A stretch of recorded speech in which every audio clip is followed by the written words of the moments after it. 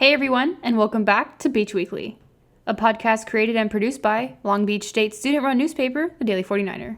I'm your host, Daily 49er news editor, Julia Terbeche. Check out our content at daily49er.com, where you can read campus and Long Beach-related news, sports, arts and life, and opinions, as well as multimedia content, including more podcasts, videos, and photo galleries.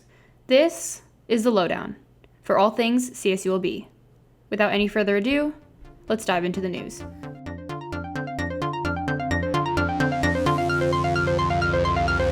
Chancellor Timothy P. announced Thursday that all California State University campuses will continue with mainly virtual instruction through the spring 2021 semester. President Jane Close Connolly confirmed just hours later that Long Beach State will follow suit, leaving us with yet another semester online. Concerns over further outbreaks on CSU campuses, such as the ones seen at Chico State and San Diego State, are what pushed the Chancellor and all 23 campuses to agree on continuing alternative instruction modes into the spring. Campus officials said they will make an announcement regarding commencement on December 1st.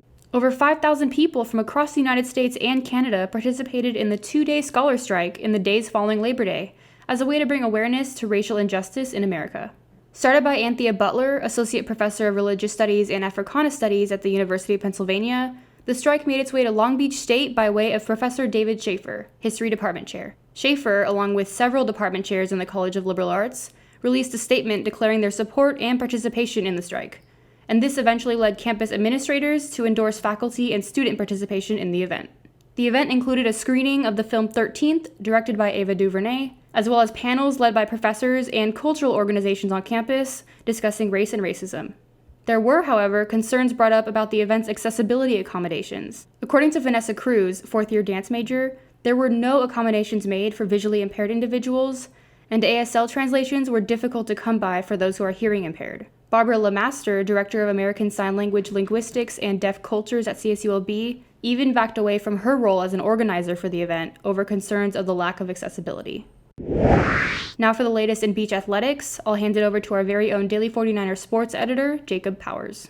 Following President Jane Close Connolly's confirmation of a mainly virtual spring semester, Long Beach State Athletic Director Andy Fee said that the beach is going to be okay, despite concerns over funding and scholarships being brought up in the past. Fee said that thanks to generous donors and fundraisers, the athletic department has been able to maintain their budget and even sponsor a few new athletes. While other campuses are facing cutting teams or their athletic programs altogether, Fee said that the beach is in good shape for the foreseeable future. Men's volleyball is still holding out hope that they may be able to see some time on the court despite a decision still being up in the air. Ever since their season was postponed earlier in the year, the team has been working from home, keeping their spirits high, and are continuing to prepare for a potential upcoming season. Thanks, Teran. Well, that wraps it up for sports this week. I'll hand it back over to Julia to close things out. Thanks, Jacob. In Daily 49er news, our video editor Pablo Unzueta was arrested this past Tuesday while covering a protest in South LA despite wearing press credentials.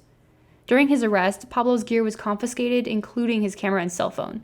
As a student journalist, Pablo took on the assignment for some freelance work but was operating as a journalist nonetheless. He's since been released from jail but remains unsure if he'll ever see his gear again. We as a publication would like to thank those who support our work and implore everyone to back student journalism, because student journalists are journalists, and we need your support.